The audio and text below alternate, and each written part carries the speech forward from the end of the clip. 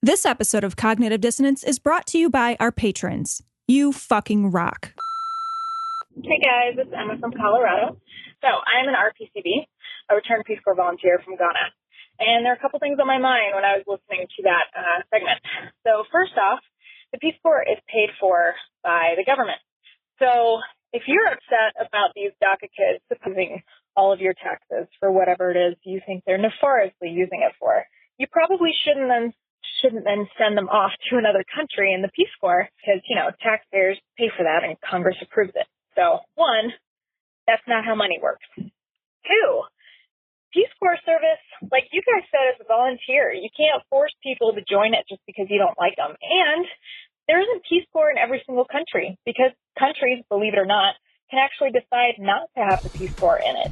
Some countries are a little too dangerous for the Peace Corps, and we would rather not send our kiddos off and pay for it with tax dollars if we think they're going to get in trouble. Third, if anybody deserves to go, forced service and talk about how great America is and why, it's probably all these MAGA idiots. They can all go, earn their citizenship, learn about voting and how it works in other countries, maybe serve somebody else for a while other than themselves in the mirror. It's not like missionary work. It's insulting that they would think that. It's insulting to DACA kids to say that they're not citizens in their own right and that they should earn it in a way that American citizens don't have to. So, those are a few of my thoughts, other than the fact that this guy's a fucking moron and doesn't understand how the Peace Corps actually works. Maybe he should serve. Thanks, guys. Keep up the good work. Hey guys, this is Doc calling from South Carolina. I was listening to you guys talk about the guy who got mad for you referring to Iowans as corn goblins.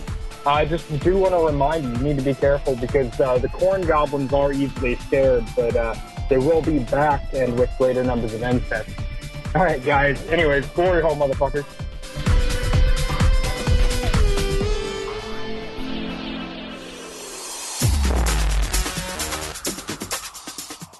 Be advised that this show is not for children, the faint of heart, or the easily offended. The explicit tag is there for a reason.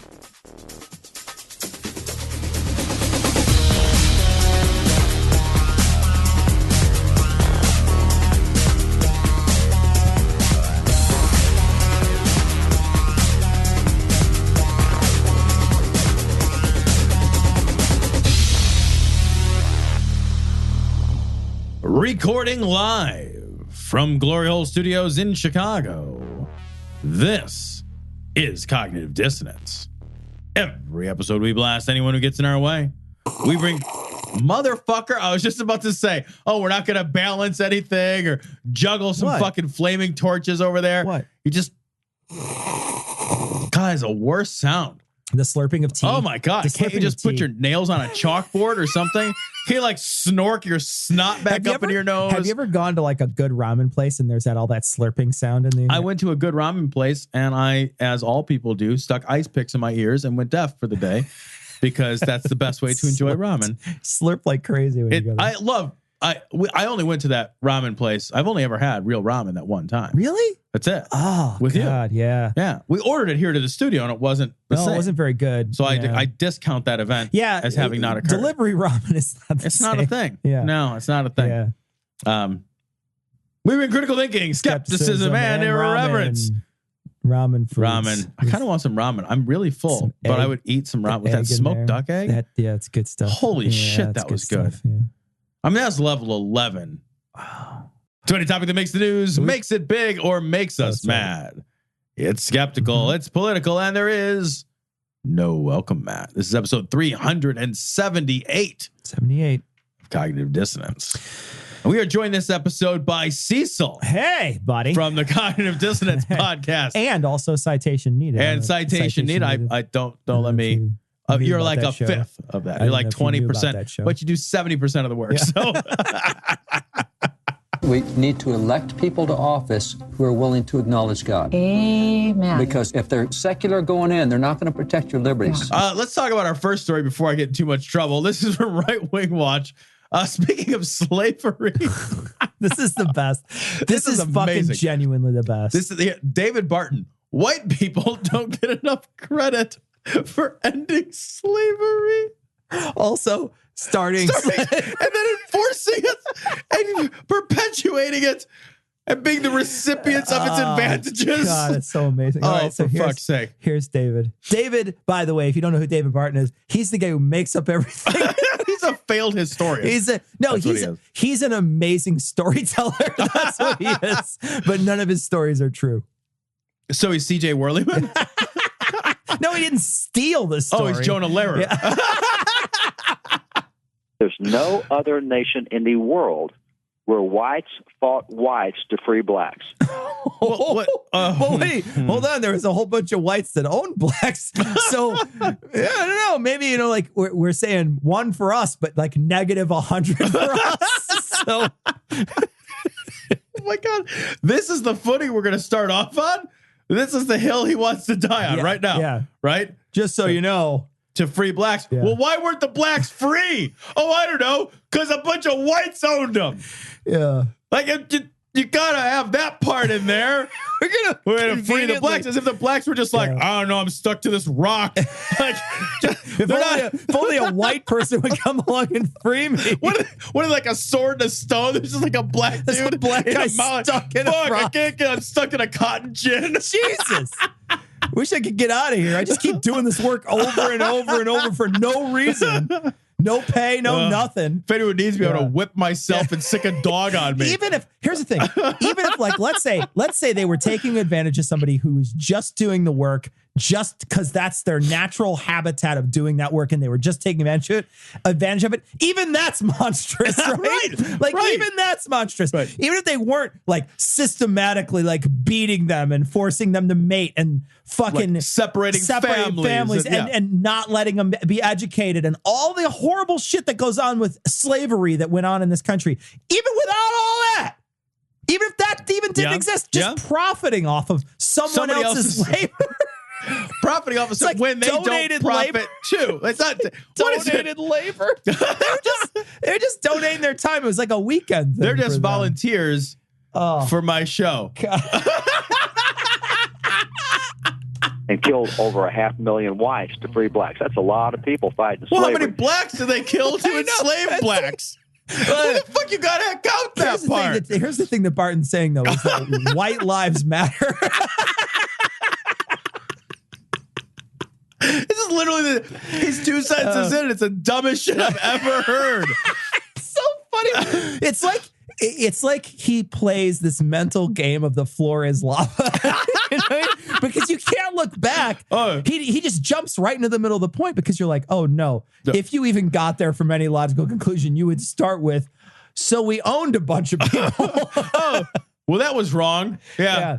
So we had to stop that. Yeah, so we fought about it. Yeah, and some people, monsters, didn't want to. Well, and so we had to kill them to stop it. The recipients of slavery's monstrous advantages were like, no, I totes like owning people. It makes the work I don't have to do easier. Yeah. It's so funny. You're just like, are you serious? Did you not even think about this for a second? Hey, what's the minimum wage on your farm? False. You've also got the situation where that the 13th, 14th, and 15th Amendments, they're voted for. They're all civil rights amendments. But guess what? The only guys who could vote back then are white guys. Well, that was the problem. That's the issue. Can you hear you? Can you hear what are you saying? Why were they the only people that could vote? Because they had disenfranchised the white people had disenfranchised from power all other people. Are you serious? Out loud. He's doing this out loud. Unbelievable. Does he realize he's on video or audio? He's being recorded. That's crazy. Yeah. So the white people had to vote this in. Yeah. Is he doing like the metaphysics of morals thing? Where he's like, it wasn't in their best interest, so therefore it was moral? Is that what he's trying to do in some ways? I'm not even kidding around here. Yeah. I think he might be right. I think actually that's true. So I read through this. I think that the thrust of his argument is that white people worked against their best interests by freeing black people. But it's like, oh no, he's wrong. But like fucking just basic empathy. You can work against your own best interest, but if your gut's deep in another human being, killing them because it's in your best interest to kill them. Because that kind of mentality, right? It would be like, well, if we were that morally bankrupt, then, you know, we would turn our kids back into child workers, right? We'd have child soldiers. We would behave, if we behaved in a perfectly utilitarian way with human life. Sure. We would be so much more ruthless with human life, right? Just vastly, horrifyingly much more ruthless with human life. Well, we don't do that because we have to recognize at some point, like, wait a minute, I'm human. Yeah. And I don't want to be treated like the cog in a fucking, like a disposable cog in a horrifying machine. Yeah. I don't want someone else to profit off my labor and I get nothing. Right. Nobody wants that. That's not. It's like this show that happens every week, actually. Like a student loan. Yeah. You got 2/3 of the whites in Congress and 3/4 of the majority of the whites and 3/4 of the states that said, you know what? We white guys want to tie our hands and make sure the blacks have the same. See? We want to tie our hands. We want to limit our ability to abuse other people. Aren't we amazing? Yeah. Don't you want to just put your fucking mouth around the fucking head of my cock and give me a fucking great big You know what? I'll tell you what. Let me kick my legs back and you can fucking rim me. That's how much. I want the fucking 3/4 of your tongue up my asshole. What I was hoping for is for you to put a big heart on this Facebook status for me. I made this Facebook status where I talk about how much I've sacrificed. And I would love it. I would love it if you put a big heart there. Every heart just makes me harder and harder. Also, stick your tongue up my ass. So does every tongue up my ass. But. Same rights that we do. It's whites that were doing that. You never hear anything about that. That's because the blacks couldn't do it. Nobody else. They're literally slaves. Like, they're literally slaves. There's nobody else. It's not like the Native Americans rose up and did it. Hey, you know, men gave women the right to vote. They voted on it. You notice that no women voted on it? Yeah, they couldn't. That's because, okay, it's an order of operations problem, right? Exactly. It's just, you couldn't before you could, and then they decide to let you. And the fact that they could let you was kind of the problem in the first place. You don't understand how this works. That's this guy's problem. He's always dividing by zero. You hear that whites are all racist. No. You got nobody says whites are all racist. Yeah, I'm white. That's a stupid thing. I'm to only say. 30% racist. It's so bad. It's the part of me that wants to own other human beings. All these whites who fought and gave their lives so that blacks would not be slaves. You have all these whites who tied their own.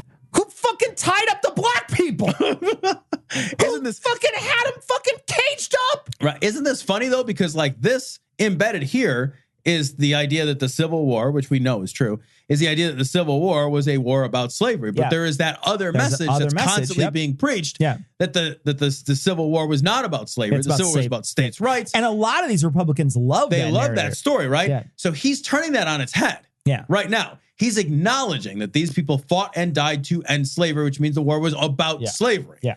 But I bet the same guy in his next breath, if given the opportunity, would tell you that that's a states' rights war. Where would we be without all the white martyrs, though? I mean, like, if there weren't all these white martyrs, then they wouldn't have been enslaved. Okay, no, it's back to the beginning of the argument. You know, maybe the black people should have done this for themselves. Yeah. Maybe they should have started their own. Do you guys have bootstraps? I mean, come on. We don't have shoes.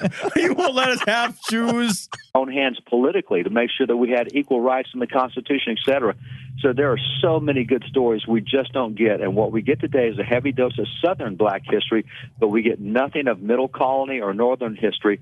And that's the more wholesome and the more uplifting side of it. What does that even mean? Is he saying like up in the North, we don't talk about in the North where black people are owned less obviously, because there's still some serious problems. No, I think what he's saying is that they're telling us, like you said, the narrative of the lost cause. Yeah. Check out citation needed if you want to find out about that. There's a great episode about that. But you know the South lost that war. But the lost cause of the Confederacy is what he's talking about. That's the kind of history that he's saying. But they're not telling this story of the white martyr, which is what the story that he's telling. The white martyr. That's what I think. I know. That's the what white I think. Martyr to free the black, to magnanimously, the magnanimous white martyr. Free black people from the tyranny of other white people. Well, if I were to take a cup and I were to spit it into a cup and I were to hand it to this pretty young lady right here, what's your name?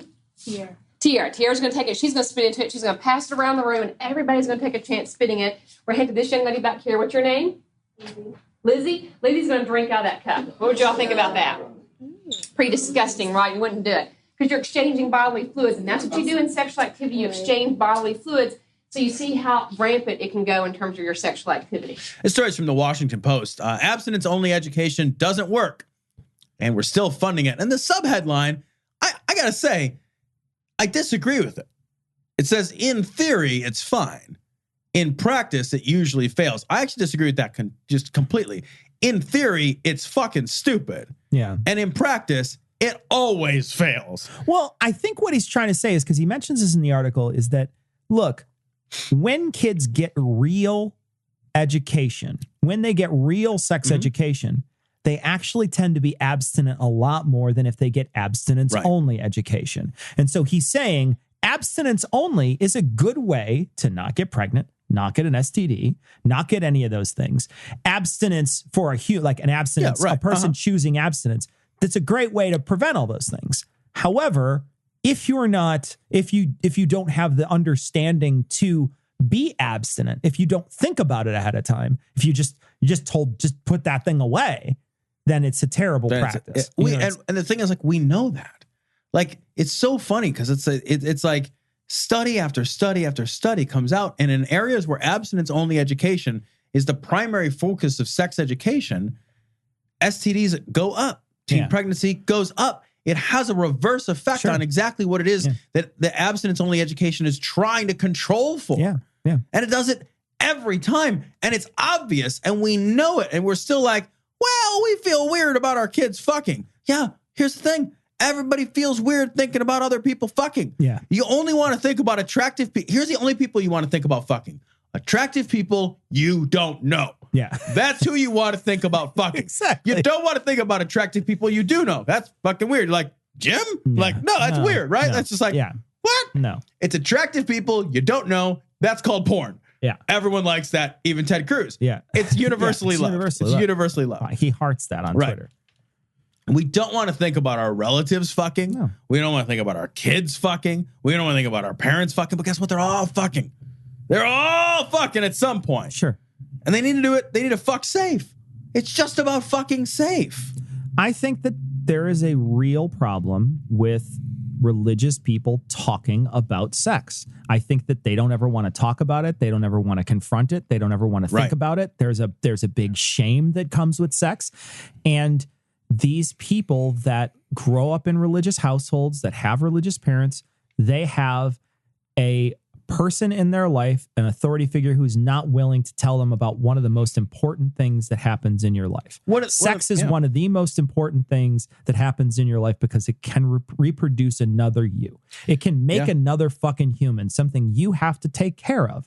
And so the problem is that these people are not giving you the knowledge you need, and they let the school system do it. But when they come home from school and they're churchgoers, and the kid's like, well, Daddy, I learned to put my penis in a vagina today. They're like, oh my God, I can't believe this. I can't believe what you're doing. And then they stop the school from doing it. And the school, in a community feels that pressure, doesn't want to continue with it. We see all across the country, there's different places where they have abstinence-only education. And he's saying, look, abstinence is fine, but once people know about it, they engage in abstinence way more often than if they just get told, put it away. The other thing is that, and I've been thinking about this because I've got a son who's 10, turning 11. He's got a cell phone, right? Sex education is more important now than it was when we were growing up. When we were growing up, our access to sexual content, was different than children's access to sexual content. Our kids have access to explicit sexual content at a way earlier age, way more explicit content, and way more varsity level shit. Yeah, like fucking A. Right? Yeah. I remember when I was a kid, I found a piece of pornography that was seriously, it was torn from a magazine. It was a windblown picture of a fucking naked woman with her legs spread. It was fucking from like the early 80s, right? You couldn't even see anything. It was so fucking hairy down there. It was either a bush or a Harlem Globetrotter. She had a gremlin down there. Right? Yeah, it was a Gremlins ad. That became my you put water on it, it gets bigger. You just pour the water on it, it's like... It doesn't multiply if you feed it. Yeah. I couldn't feed it. Feed it, right? It's an amuse-bouche, my dear. Oh, hold on. We'll get the palate cleanser before the black guy gets in here. But like that thing became my most prized possession until my folks found it, right? But now my brothers had a box of porn that they found. And it was a box. It was a box of magazines. Yeah. And I remember seeing those magazines and being like, I feel funny down there. Like, you know, because you see these magazines, you're like, holy cow, look at that. That's a boobie. Right. I seen the boobie. It was amazing. It was life-changing. It was life-changing. It is. I remember the same thing. It is literally revelatory. You're like, whoa, that's what all that looks like. Yeah, That's amazing. exactly. Yeah. Like those first few images, they'll be the last thing you think when you die. Yeah. You know, if you don't address it, if you don't recognize, kids are going to see it. Kids are going to have access to it. They're going to show it to each other. They're going to watch videos, you know, and they're going to show those videos to each other. And they're going to have their first fucking girlfriend. They're going to be 12 or 13 years old. And they're going to be like, yeah, I don't know. Like we went out on 2 dates and then I covered her in baby oil and fucked her in the ass. Yeah, like exactly. It's what you do, you know? I choke fucked her. Yeah, exactly, right? Well, not when you're 12. There's impossible. That's a 13th. Literally impossible. Literally impossible. I choked her and fucked her. That you could do. Your hands are too small at that age. Hey, there's some big kids out there. Hey, but you know, like, or you put your forearm, you know. Yeah, you no, right, yeah. Rear naked choke. But like you've got, it's so funny that like we're still having this conversation in a world where these conversations are more important, where the age that they need to happen is way earlier, where kids need to learn how to navigate a whole series of sexual issues. Cecil, we didn't have to navigate. Yeah. You know, my experience with sex, like we got to ease into these sort of the idea of different kinds of sex and sexuality. Sure. As you were sort of exposed. But like now kids are like the most advanced, craziest shit nobody does. Kids are seeing it when they're 10. They're seeing that shit. They're seeing shit that's fucking extra double plus varsity level shit when they're 10. Sure. And if they don't have the tools to navigate that, if they're what they're told is like, well, just don't have sex. And you're like, well, that's not, doesn't seem, my phone tells me, Siri says that's not how the world works. Yeah. And Siri says, give it to me, baby. The thing is that they're going to have this image, and it's more absurd today to give them this thing, the internet, to say, here's the internet, here's all its wonders, here's all the wonders of sex, which is on the internet. Right. Don't do any of it. That's so much more absurd than when we were young. Yeah. Right. It's so much more absurd because, you know, this person, I think, is right. The moment you start explaining the consequences of sex, the moment you start explaining what sex means to people, not just being objects, because what you're describing, this video is an object. It is. It's objectifying sex. It has nothing to do with the feelings of these people and how much they feel for each other to have sex together, right? Yep. It doesn't, there's no feeling. I don't get that. There's no emoticon that's going to make that feel different. Where's the afterglow emoticon? Exactly. Right? Yeah. So it's not explaining the consequences of sex. It's just showing you the raw sex. Right. What you need now more than ever is an explanation of the, all the emotional attachments that come with sex. Exactly. Like they need to learn how to navigate all these different things way earlier. This head in your sand shit? Yeah. Head in your sand? Is it my sand? Who's sand? Well, it depends on what color the bush is, though. If I've seen this on the internet. If it's sandy colored, the head in the sand makes sense. Because there's nothing but death and refuse in the rectum. No life can come out of the rectum. The rectum is designed to get rid of death and waste. It's designed for that one purpose, and the sodomites are cheering on and praising the rectum. This story is from the Raw story. I don't know what that first word is because they bleep out the A. I think it's an A. I don't know what letter it is. Anyway, I'm going to take a guess, a little shot in there. Faggots will burn in hell. I thought it was fogots. It could have been fogots. Figots? Fogots. Well, they're going to burn in hell. That's all we know. Bible-thumping West Virginia deputy invested for bullying gay teen on school bus. So this is kind of fucked up. I want to read what this guy actually said. So kid gets on the bus, right? Kid gets on the bus and he sits down. And now, hold on a second. Let's set the stage though, because it is according to a Facebook post by Nelson County Democratic Organization. They have the people that are involved in this on the other side have not made a statement yet. Right. So this is an allegation from a Facebook post. That's true.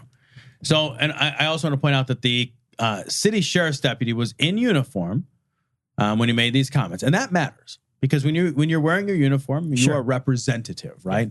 Yeah. It's very clear. So this kid gets on the bus and he sits down. And this is what was said, supposedly. No faggot activity will be permitted on this bus.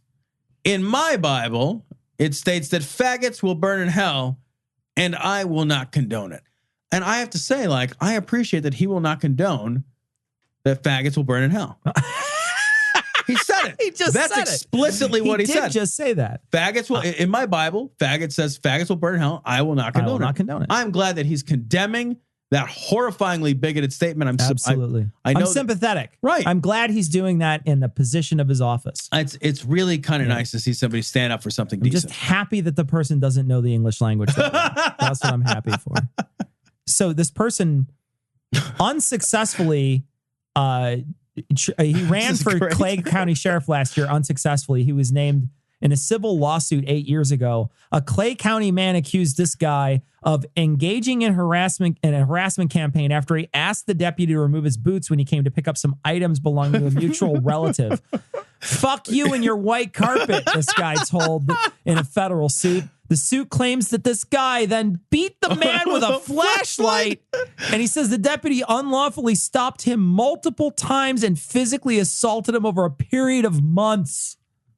Salt of the earth, this guy. What's crazy to me is with that history, he somehow passed the background check to drive a bus.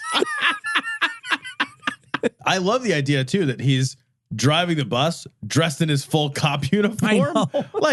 That'd be so weird if you showed your up uniform to work day, right? I mean, so weird. Like when else does that happen? Where you just wear the uniform from one job to the other job? Especially if you work at two fast food. I'm just thinking you're in your McDonald's thing at Burger King, and they're just like, dude, we fucking told you about this, bro. I keep coming and asking for the wrong sandwich. It just confuses the customers. Guy's like, I want a Big Mac. So you're not at fucking McDonald's. Ready to stick it in the glory hole? Get links to their Facebook, Twitter, and if you still use it, Google Plus account at their website, dissonancepod.com. If you need to be all discreet about it, contact them by email at dissonance.podcast@gmail.com. Or you can call and leave a ransom message at 740-74-DOUBT. That's 740-743-6828. Want to hear Cognitive Dissonance commercial free and gain access to exclusive content, including full patron-only shows? Head to patreon.com/dissonancepod and become a patron to support the show on a per-episode basis. Love commercials? Not ready to become a patron? Give the guys a 5-star review on iTunes or Stitcher. Or tell your buddies in the drunk tank about the show. We want to send a big sloppy glory hole to all the patrons and people who rate us. You fucking rock. This story is also from Right Wing Watch. Benham brothers claim God used hurricanes on 9/11 to tell us to repent for LGBTQ rights. What? Yeah. So here we go. Hurricanes on 9/11. This is a mess. I fucking hate these two knuckleheads. One of the things that we heard. Guys from HGTV. They are. Yeah, these two fucking knuckleheads. They're fucking Chrome Magnet looking ass motherfuckers. That one dude is fucking all brow. Yeah. He looks straight Neanderthal. If he had a fucking club in his hand and a fucking loincloth, he could not look more Neanderthal. He looks like if you painted part of him, his face could be a foot. One of the things that we heard a lot 16 years ago was rebuild, rebuild, rebuild. But the word we didn't hear was repent. Because it wouldn't have mattered. It wouldn't have made sense, and it would have been insulting. Yeah. And who's going to say repent when, because then that puts the blame on us for somebody else's murderous actions. Some other religion's murderous actions. Because that puts not only puts the blame on us in some way, right? Because now you're saying, oh, well, we called that shit down on us. Right. We did the wrong things. We were godless or whatever. And And like, how does that work? Like, God uses 19 people from another country that practice another religion to fly over and go. They have to like have this whole logistical fucking plan, and then all this. But God's mechanisms don't make any sense. I mean, especially because they're saying that he has the power of hurricanes. Just put a hurricane in New York. You're God. Yeah. You can just knock the buildings down. Sure. You know, like what makes me crazy is like they always have to assume some naturalistic mechanism, right? So like God, who is literally made of magic, who created matter from nothing and light from nothing, God who can summon magical volumes of rain from the sky that then disappear, and then like all this crazy fucking supernatural bullshit, but then they always have to have some weird naturalistic mechanism that we have dozens of explanations for how they exist and where they're going to go. And, like we know all that. So, but that's his like that's a tool he has to use. Yeah. Or when every problem is a sin. Or people. Yeah. Yeah. When every problem is a sin, the only tool you have is a hurricane. Is that how that works? 19 hijackers. Or 19 hijackers or whatever the fucking tragedy du jour happens to be. As a nation, if you would have told us back then in 2001 that in 2017 we would have a lower crime hurricane? rate, have a lower crime rate, and have less teen pregnancy. What else? That we would be on our way to flooding the globe because we don't care about global warming. Yeah. What? Where are we going? We would in 2001. We wouldn't have never predicted 2017 because we're fucking bad at predicting things. He's probably going to say that we invented gay people after 2001. That's an accurate statement. Be completely redefining what gender means. Wait, who's redefining what gender means? Nobody's redefining what gender means. Are we redefining what gender means? No, we're being tolerant and accepting of the fact that there's more than two genders. I almost said one. That would have been weird. There is more than one gender. There's also more than two. It's true. So, and it doesn't matter to you. It doesn't matter. How much does it matter to you? How many genders there are? I never think of it. I literally never. How much time do you spend thinking about gender? And I've never been corrected by anybody. I've never had anybody look at me and be like, just be an asshole about it. I've never had anybody be an asshole to me about Shocking. it. Not Shocking a single time. How little it comes up. And we interact with trans people on a far greater rate than other people. Yeah, because of our connection to the community. Exactly, because of our connection to the community. And I've never had anybody be a jerk about it. Not one time. These people are so crazy about, what's going to happen if somebody identifies as this? How does it affect you? Yeah. Like, who cares how they identify? Does it matter? It doesn't matter how somebody identifies. And I know that we're going to get the email. It's going to be like, well, Jordan Peterson says. Yeah, who cares? First of all, the man's a liar. Well, and even if what he's saying is true, that somebody can, somebody is going to sue you because you use the wrong pronoun. Just don't ever use a pronoun. Just call people by their name. Just call people by their name. It's not hard. It's not. It's literally the easiest thing we do. Just don't use a pronoun. How often do I call you by he?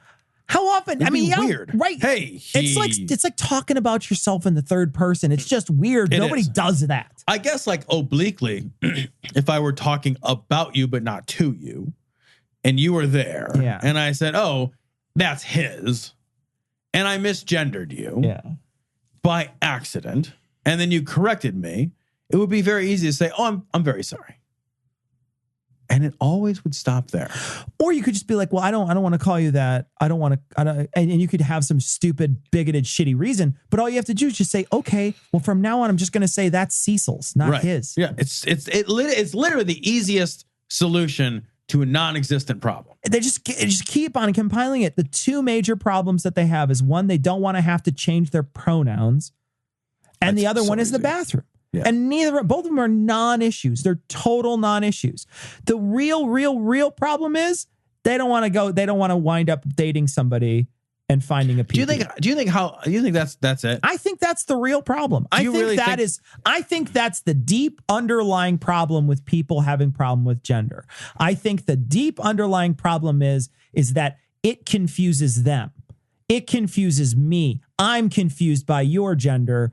And now I'm feeling weird about it. That's what I think the problem is. I think it gives them the weird feelies. And they don't like feeling weird. I just don't think about other people like that. I don't think about it. If I run into somebody who is transgender, I hopefully use the pronoun correctly. I do my best to be as civil as possible in that regard, trying to be careful about who they are and who they identify as.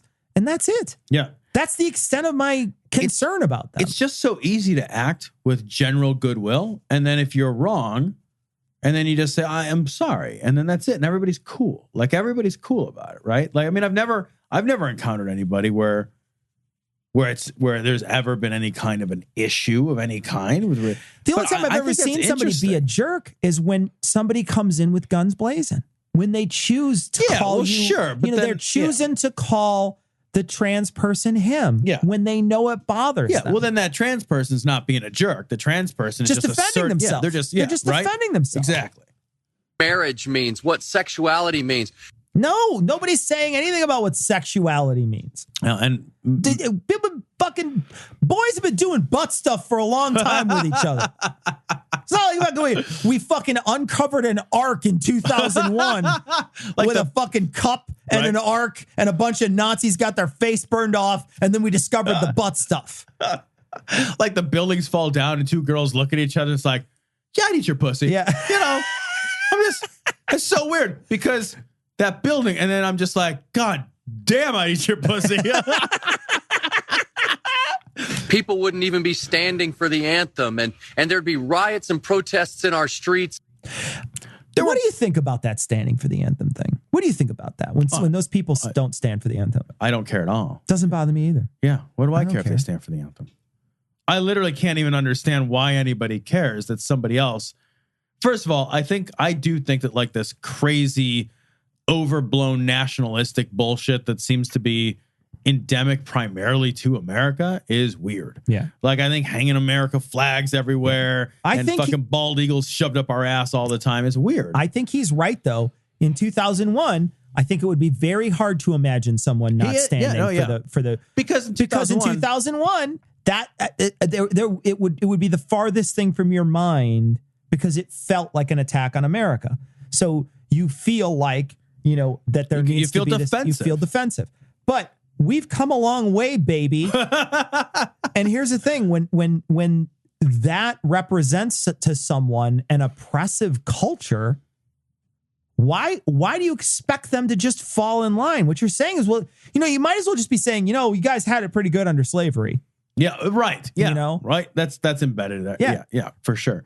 Yeah, I get the fucking big weirds when I see like all that like super nationalistic shit. Like it's like you didn't like almost to a T, almost to a person. It's like you didn't choose this. Yeah, you were born here by accident of birth. And the other thing too, who the fuck you crapping? Yeah, that's the big one. And the other piece is, all this faux patriotism, but you see, and you're like, you didn't do anything for it. You aren't doing anything to protect it except for propagating it. Yeah, well, you're not protecting it in any way. You didn't earn it. Yeah. Right? You didn't earn it. And you're not doing anything to make it, better or you know what I mean? Like, you're just here. Yeah. Your whole contribution to this thing is that you just didn't leave yet. Yeah. Well, big fucking deal. Yeah. I'm excited about that. I'm not excited about that. Yeah, that's like being born in a sports jersey you never took. Right, off. Exactly. That's exactly it. It's like, well, I fucking love the... You can't fuck. Dolphins. Say the Dolphins. Because you don't like dolphins and people will send us messages. Dolphins. The Dolphins. I love the Dolphins. Yeah. And they're like really good at their team sport. So team sport. Are they baseball or football? They're football. Okay. Yeah. The Marlins. The Marlins are the baseball one. Yeah. Both from the same area? Yeah, Florida-ish, I think, right? Okay. From Florida Marlins, the Florida Marlins and the Miami Dolphins. So okay. I don't even know where I was going. I think it's Florida Marlins. Jacksonville Jaguars. I don't know. Jacksonville has a team? Yeah, Jaguars. They can't afford the Jaguars. I've been to Jacksonville. Jacksonville, you can't afford that. You should build a Starbucks. Your city is so gross. You know who doesn't have a pro football team? Pro football team. I don't know that they have a pro sports team. I'm trying to think. Is Iowa? Iowa. I do not think Iowa has a pro sports team. Does Idaho?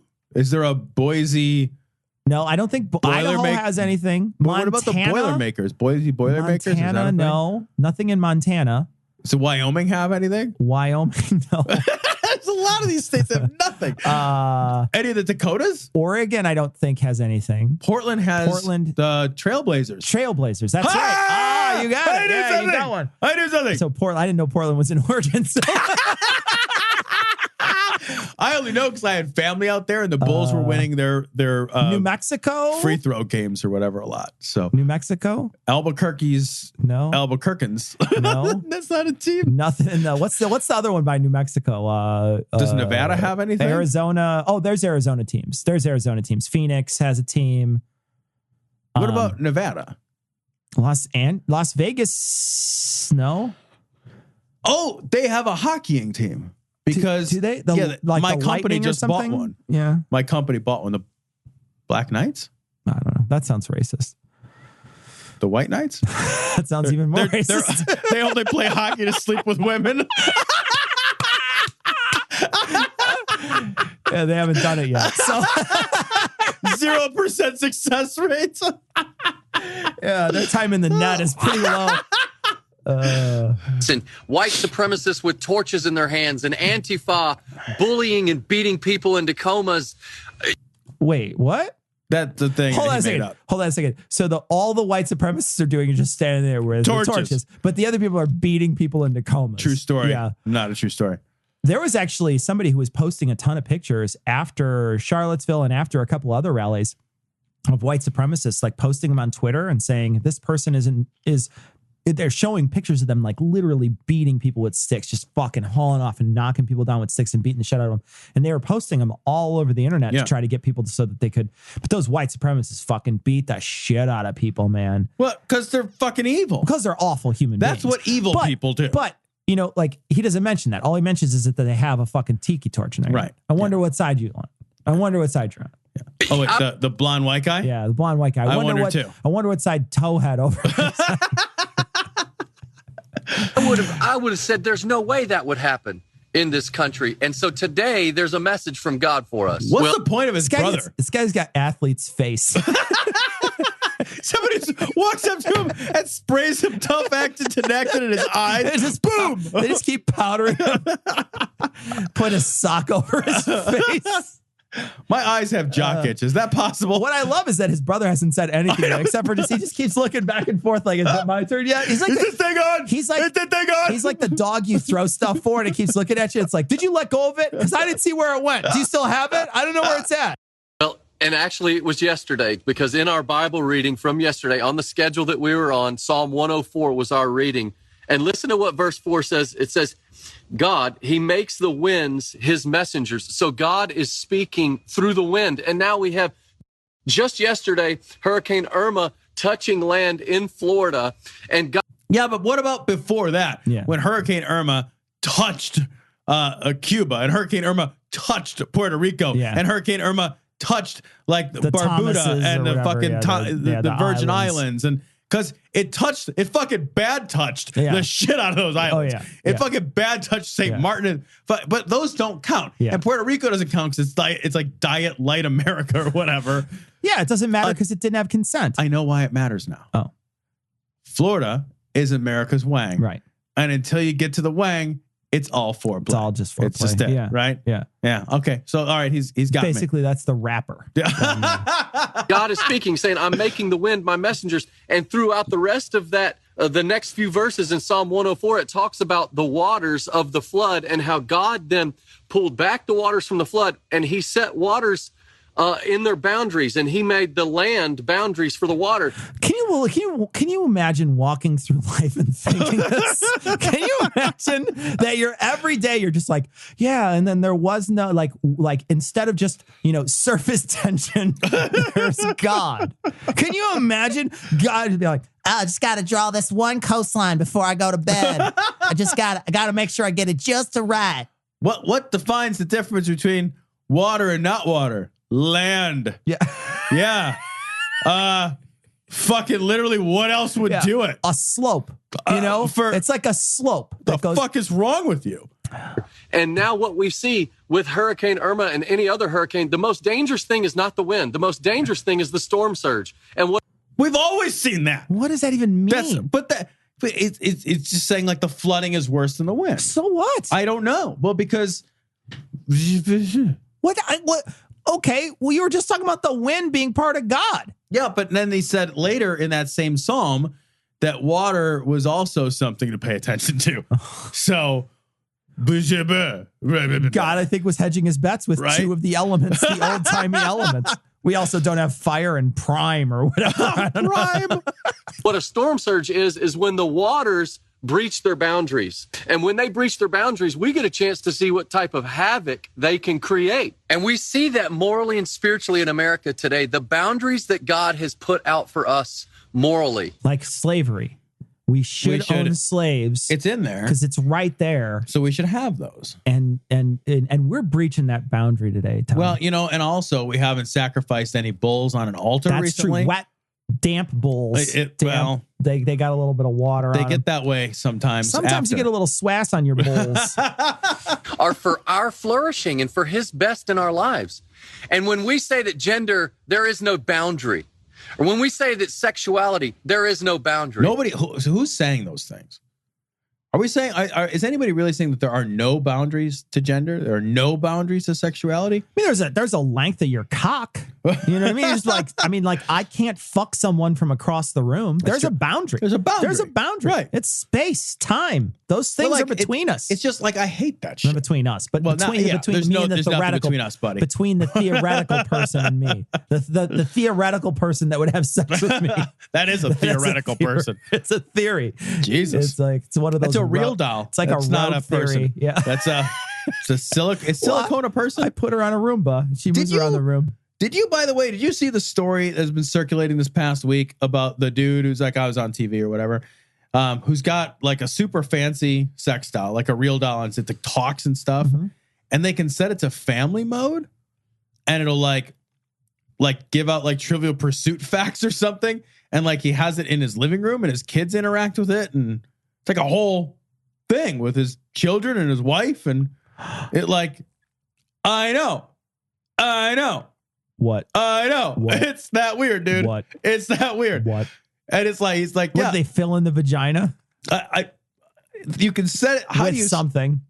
How do you set something that you bought to fuck its face to family mode? It's like taking your fleshlight out and putting a deck of cards in.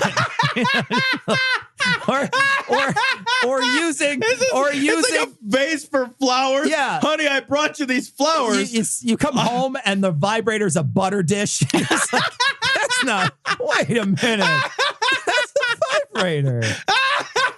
There's a pubic hair in the butter now. The kids are misbehaving, so you fucking put them in a spreader bar. They're just like, yeah, fucking, who's gonna run away from me now, you little shit? At this point, you're just repurposing something, But it's like a whole face having thing. That's the thing. Like that's a weird. And why would it even have a family mode to set it to? The whole time, it looks really surprised. It's just.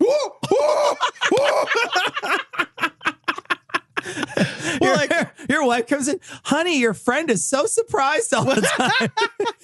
Well, it's so funny because in the article, the wife's like, yeah, I like it. And like, she's fun. She has like spice to the bedroom. And it's like, how do you look over at your wife and be like, yeah, I'm going to fuck this doll for a while? I don't want to walk on anybody's kink, but that's like fucking a corpse. It's like a 46-pound corpse. You got to drag around. You're like moving it around from place to place. It's like fucking Weekend at Bernie's. Like it's just like, not fun. You just look over like all judgy. You're like, hey, you won't do butt stuff, but she will. I don't know why you'd make that sound. You would. Because you're Popeye. You're like, skip sky, skip die, no. Who does that during butt stuff? She's like, go. That's why I keep a can of spinach by the bed. It makes it bigger. You're never strong to the finish, though. When we I always go to the end. It's like, I limp at the finish because say that marriage can be whatever you want it to be. We are breaching the boundaries of God. And we as a country, on the anniversary of 9/11, 16 years after that horrific terrorist act took place in our country, God is speaking, repent. Yes, you've rebuilt, but it's time to repent. Actually, there's still just two big holes in the ground, to be entirely fair. No, absolutely. There's still one World Trade Center tower, one world. I've been in there. It's really cool. Yeah. But like, there's two real big holes in the ground. Yeah, where there's like infinity fountains or whatever. Yeah, they're beautiful. It's actually a really cool monument. Beautiful. It's a really cool monument. I've been there. Yeah. What's really neat is they have electronic finders for people's name. So you can find someone's name electronically. Like there's a way to go over and like type in someone's name and it'll be like he's on or she's on X2 and you just walk over and you can find their name. That's nice. Yeah. And the building, there's a museum that we did not go into, but there's a museum on it that looks like the tower has toppled. I don't know if you saw that museum there. No. Yeah. So it looks like with one of the towers that fell. It's really an amazing. It's beautiful. Site. It's a beautiful. It's really memorial. Yeah, it's a memorial. Yeah. It's really beautiful. Yeah. But yeah, you're right. There's big holes in the ground. Yeah, it's rebuilt. Because the damage is when the boundaries are removed and that storm surge of moral corruption comes in. They're really belaboring this metaphor so hard. They want this to work, but it's not. It's just not. Honey, you don't like gay people, man. In the name of Jesus, we speak that.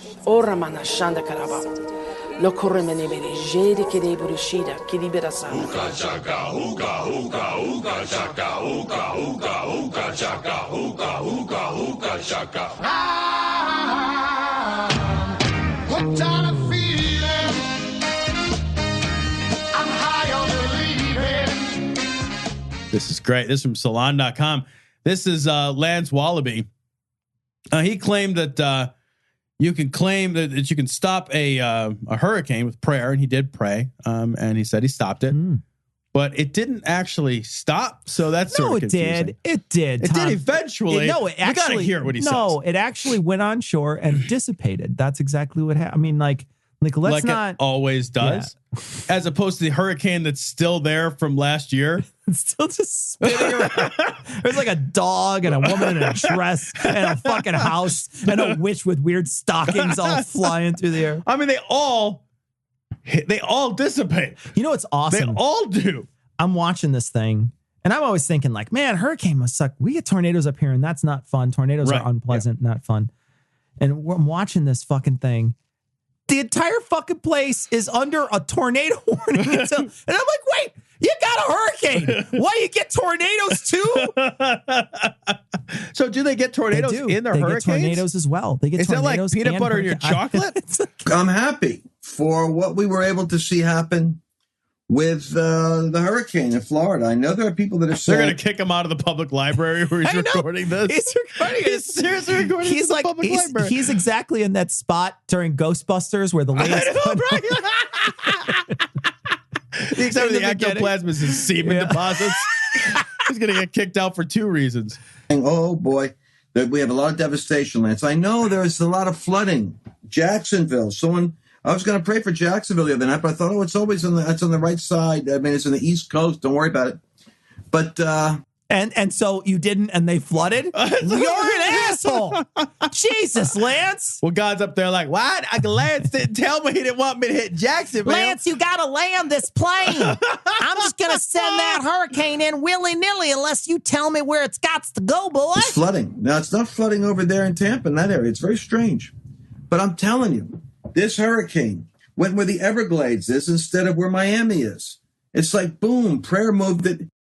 It was the best of all things, considering if you have to have a hurricane. It was but why do we have to have one if your magic sky man could make it do stuff? I know.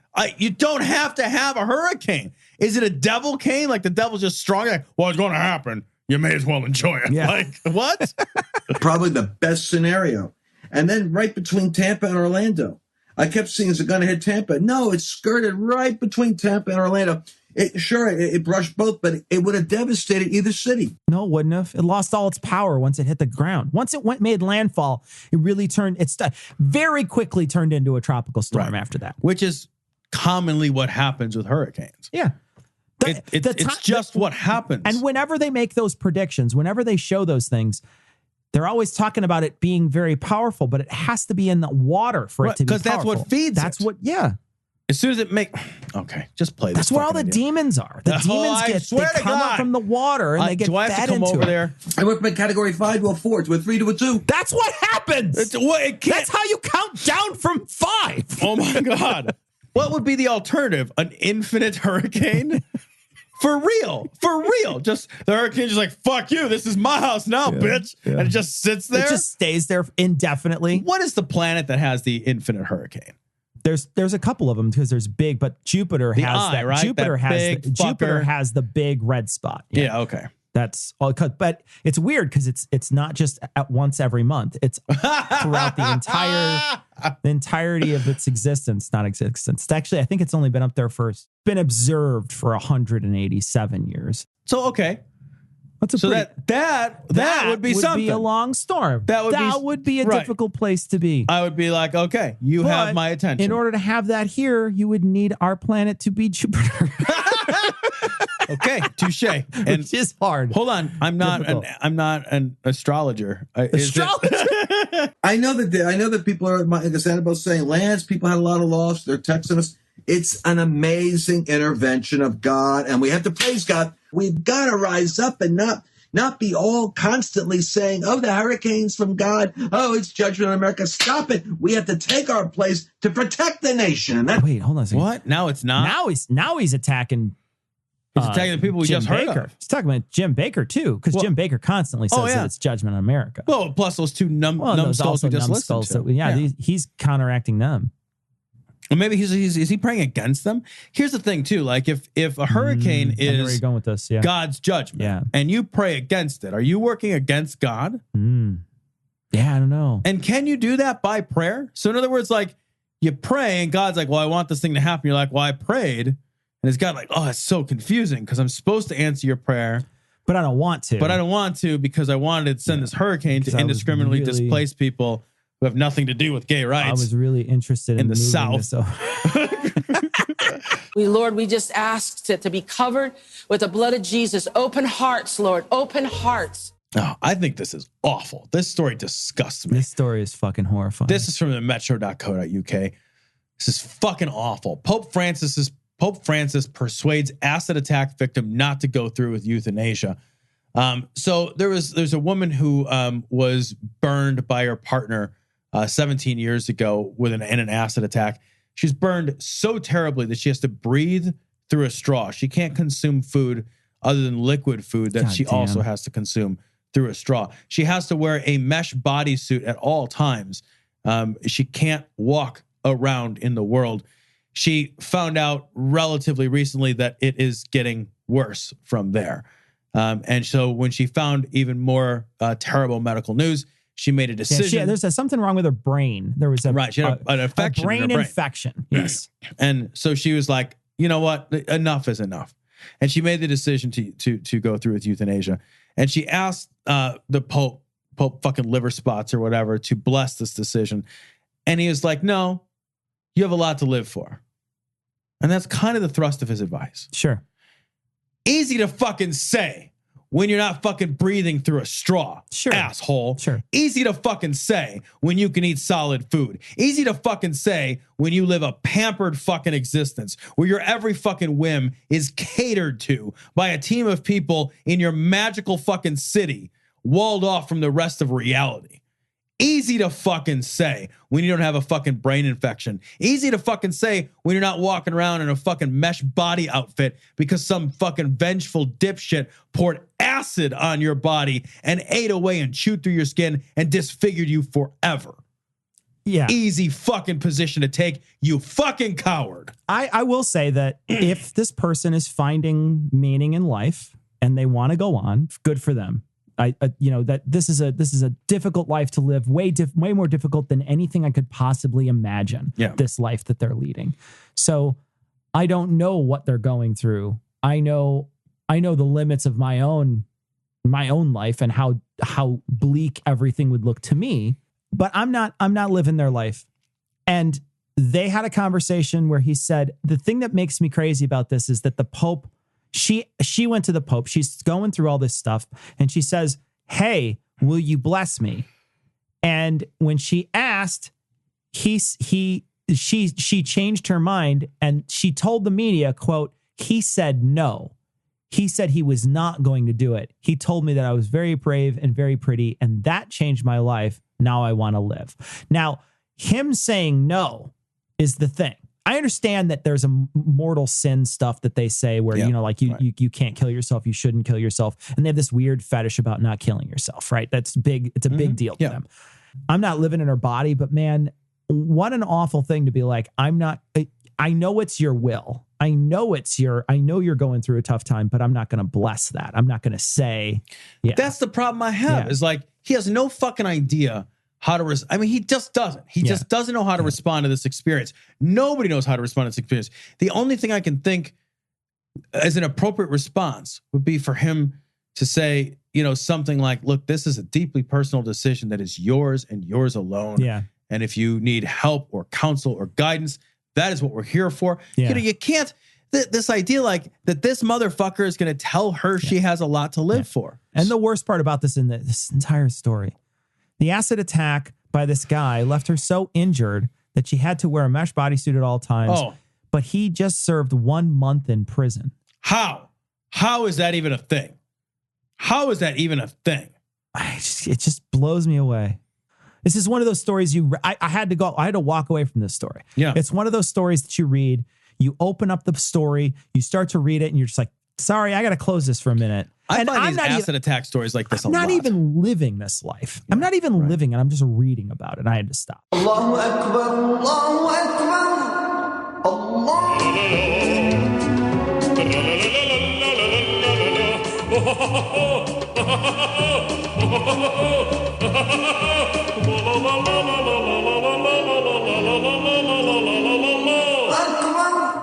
This story is from Indy100.com. I love this story. This is a great story. It's got an awful element to it because somebody's behaving badly, but the response is beautiful. Woman attacks Sikh politician for supporting Sharia law. Just nonsense. His response is flawless. I totally agree. This guy handled this like a fucking... It's fucking champ. It's genius. He's an absolute champ. I don't want to play the thing for it because most of the time you can't hear her because she's just shouting. You have to see the captions. Right. Basically what she's screaming is, hey, we're not going to deal with the Sharia law in this country. You know, she's up in his face. He's in the front of a crowd and she just gets right in his face and starts screaming at him, trying to steal the mic from him, basically saying, we know your ties to the Muslim Brotherhood. We know all this stuff. And she's saying it to a Sikh. Which is so indicative of that horrifying ignorance, right? It's so funny, like to see that Islamophobia spill out past its fucking boundaries, like to borrow a term from those two other idiots earlier. Yeah. This guy, I love, by the way, his name is Jamit Singh, and he has Jamit and greets. I love that so much. Awesome. He's a Canadian politician. Yeah. So yeah, of course they're doing it better than we are. Yeah, that's so funny. And he stops this woman saying stuff, and he just takes the mic and he's like, look, what do we believe in? We believe in love and courage, right? Hey, everybody, love and courage. And he gets people to chant love and courage with him. Right. And they're all just chanting, and she's just like fuming. Yeah. Because she can't get him to engage her. And he's like, look, I love you. I just want people to know I love you. And I want you. He says, we don't want hatred to ruin a positive event, right? We don't want hatred to ruin a positive event. Let's show people how we treat someone with love. Yeah.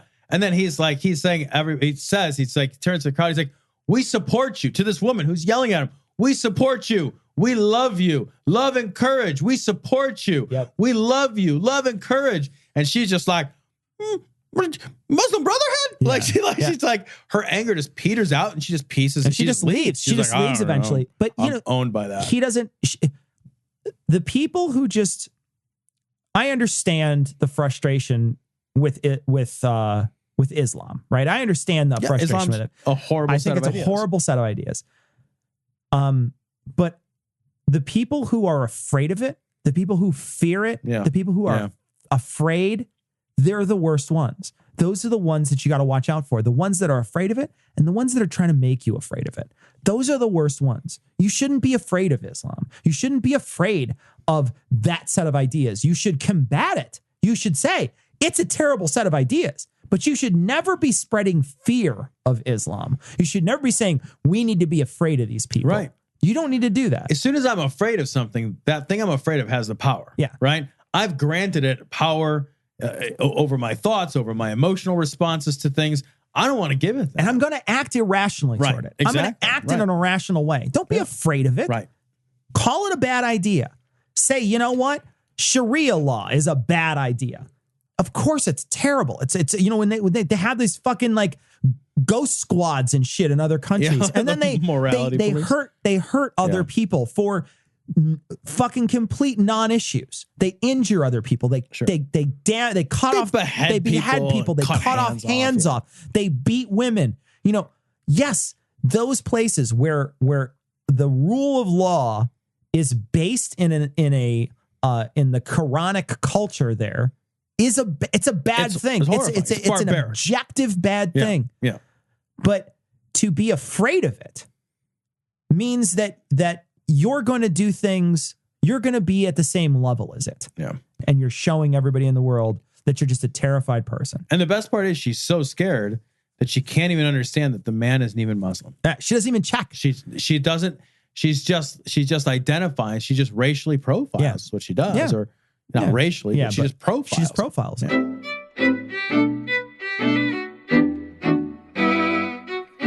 So we want to thank our patrons. We want to thank all our patrons, of course, but we want to thank our most recent patrons: Kara, Glenda, JD, Amber, Kelly, Ryan, Jeff, Rasmus, Shargio, Ashley, Panic, Amy, Slam Nasty, Fat Girl Ballet, Blind Skeptic. And we got a weird message today from Patreon. This is weird. This normally doesn't happen, but this was unpronounceable and I clicked on it. It's actually an audio file I want to play. So this is another patron that we got. Let's listen. Hey, Tom and Cecil, Glory Hole. My name's Levi, and about 1.5 years ago, I met an amazing woman, but it wasn't until a few weeks later that I realized just how special she was. We were driving back from a weekend trip, and the idiot part of me decided to do what I'd normally do while driving, so before I could chicken out, I threw on your latest episode. My stomach was in knots, but it wasn't long before she was laughing her ass off at abortion jokes, and I still remember thinking, I'm falling in love with this person.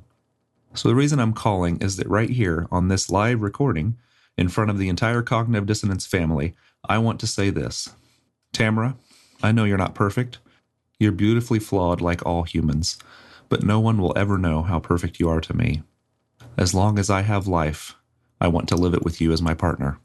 Will you marry me? Okay, sweetheart, now we got to come up with a proposal story that we can actually share with people. We can't tell anybody about this shit. Okay, I don't want to give you too many notes here, Levi, but starting a proposal with, I know you're not perfect. I would just, here's what I would do, Levi. Go back to the drawing board. Yeah, you know, that would be like if you gave her the ring and she looked at it and was like, let's talk about the flaws in this diamond. You'd be like, let's talk about how this is a returnable item.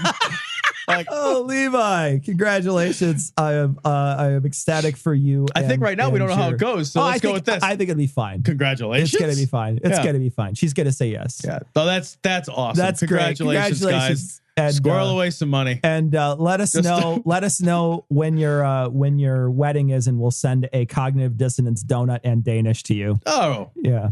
Donut. You know what we should do? We should have a Cognitive Dissonance wedding dress on our merch page. We should. It's only $1,100. we sold one unit. We sold one of them. So we got a message from John. A bunch of people sent this to us this week. This is an image that says, come to Chicago. No tornadoes, no hurricanes, no earthquakes, no major fires in almost 150 years. Just great pizza, a shit ton of shootings, and a shit ton of taxes. And that's fucking true. That is fucking true. We got an image from Aaron, a Trump image that we're going to post on this week's show notes. It's hilarious. It's so good. Got a message from Jocelyn. This is so gross, and Jocelyn sent in this image of, I guess in Australia, they spell flavor wrong, which is weird, but they also have Neapolitan M&Ms, and they look like they're different colors on the outside. I wonder if they're different flavors on the inside. I don't know, and I'll never know because I would never eat these. I eat M&Ms one at a time, so I don't know what the big deal is anyway. That you're basically scooping one individual flavor. Wait a minute. Do you really? Yeah, you never get a nice food funnel full of M&Ms? You never just open slit one end of the bag and then you open the other end of the bag like a beer bong and just let them go into your mouth. Really? That's not how you do it? You eat M&Ms one at a time? I don't like to have more than 30 or 40 filling my each cheek unit. You're like a fucking chipmunk. You just fall asleep with M&Ms in your mouth. So many M&Ms in my mouth. It's like brown chocolate spit water dripping down my... pour it down your face. What's that, honey?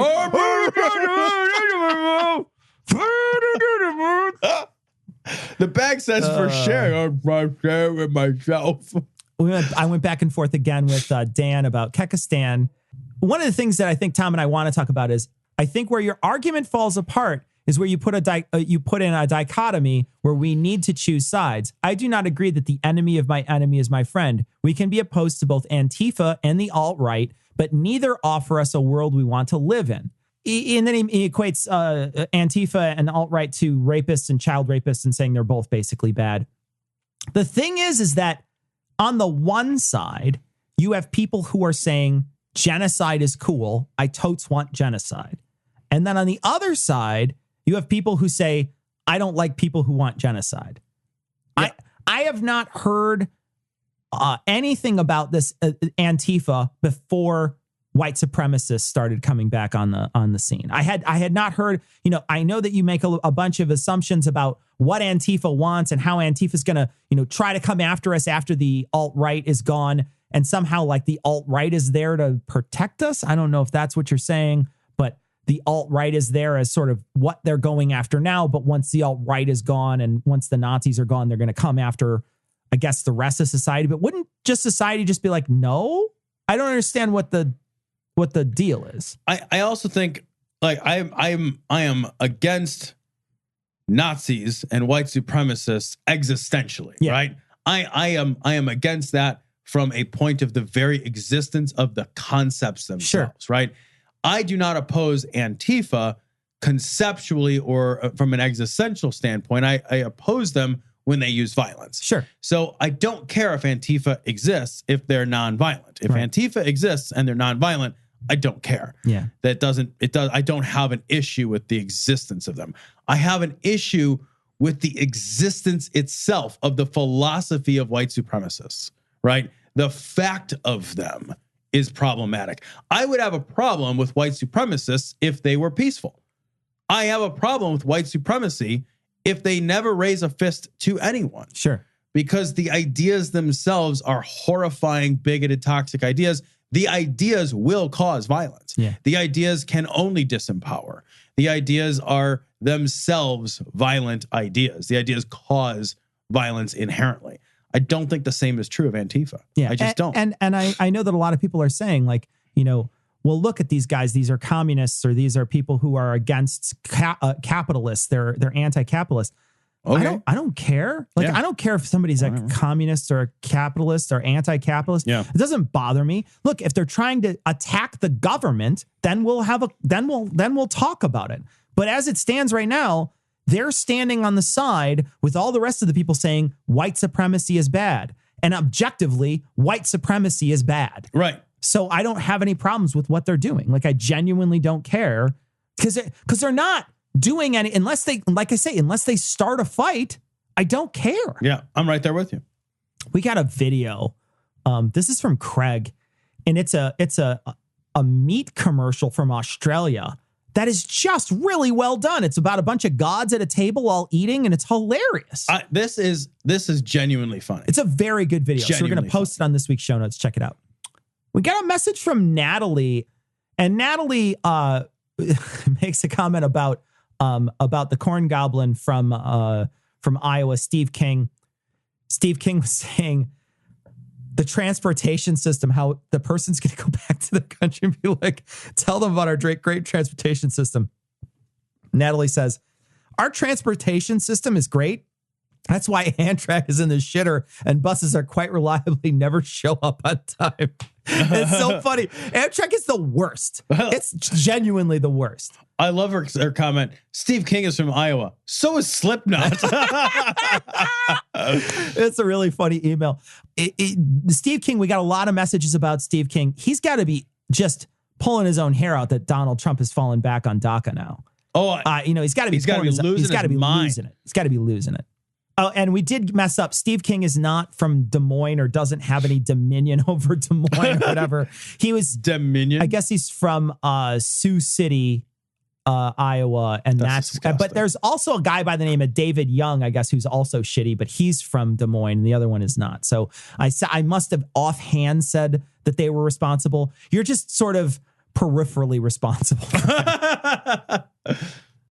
We got a message from Andrew and Susie, and they ask if we're going to be going to Melbourne when we go down to Sydney. We are not visiting any other place in Australia. I am the day after the conference flying off to New Zealand with my wife. We're going to do some traveling there. Tom is heading to other places in Australia, but we are not going to be visiting places and doing any kind of meetups or anything other than the thing we're doing in Sydney. That's the only thing. We're going to be there for 3 days. We'll be landing on Friday. We'll be leaving on Sunday or on Monday morning. So we will be there Sunday evening all the way through the whole conference.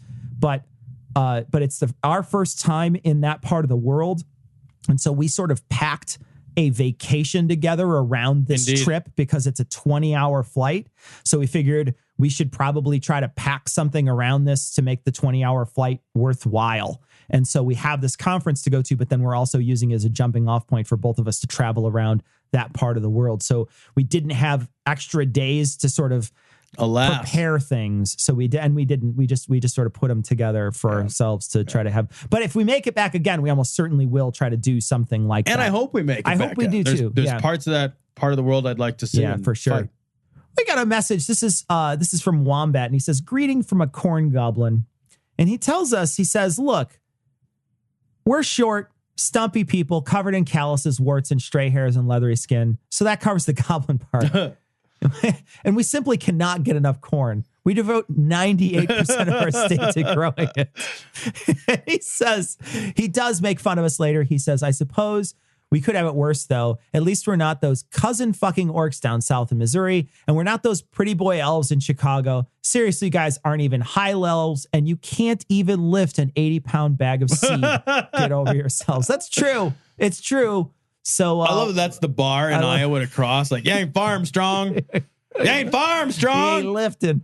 Boy. Brian in San Diego sends us a message, and he says, "Hey, I found your show." And he's enjoying it. And then he found episode 321 where we talked about modest needs, and he really enjoyed it. And he wound up donating. And he said, "I just want you to know that even though you're not currently talking about modest needs, they still got a donation because that episode exists and he was able to hear it." I think that's awesome. And I just want to emphasize that Modest Needs is one of my very favorite charities. It really is a great charity. I think it's a beautiful charity that does some good work. It's got a great story. It's run by some really awesome folks.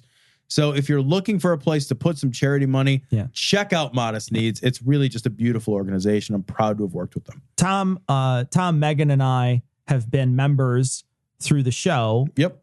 Since we did that episode. Yeah. So we've been members through the show. The show has been paying them monthly because of this, because of the moving, how moving their charity is. So the show since then has been paying them money because we just think it's such a worthwhile thing. Yeah.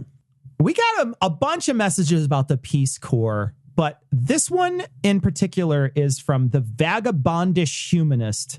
And this is the part that we were talking about last time, basically saying, look, when I was a Peace Corps volunteer, I got several months of intense training.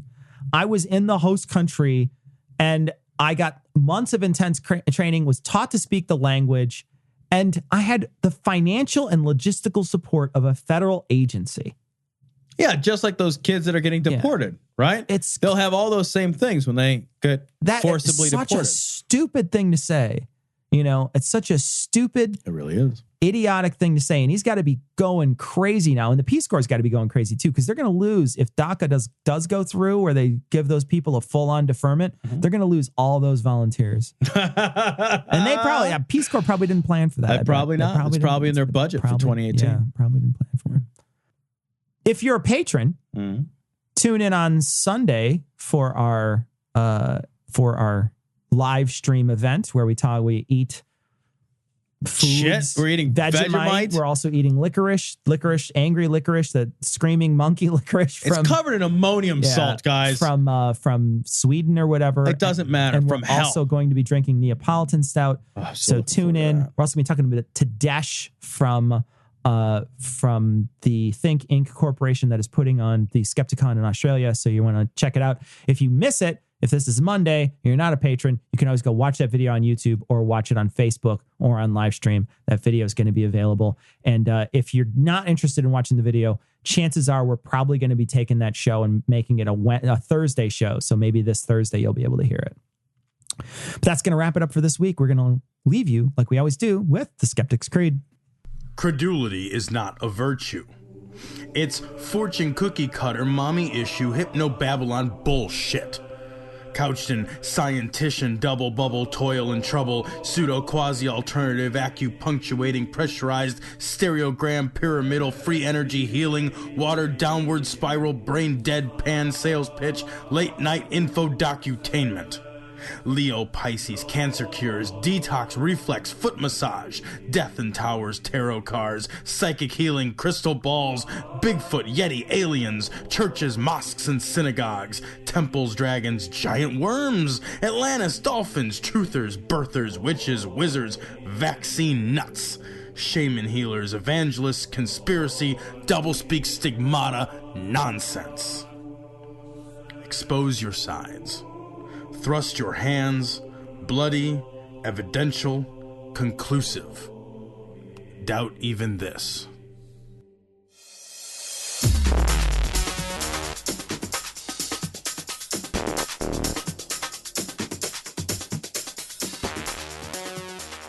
The opinions and information provided on this podcast are intended for entertainment purposes only. All opinions are solely that of Glory Hole Studios, LLC. Cognitive Dissonance makes no representations as to accuracy, completeness, currentness, suitability, or validity of any information, and will not be liable for any errors, damages, or butthurt arising from consumption. All information is provided on an as-is basis. No refunds. Produced in association with the local Dairy Council and viewers like you.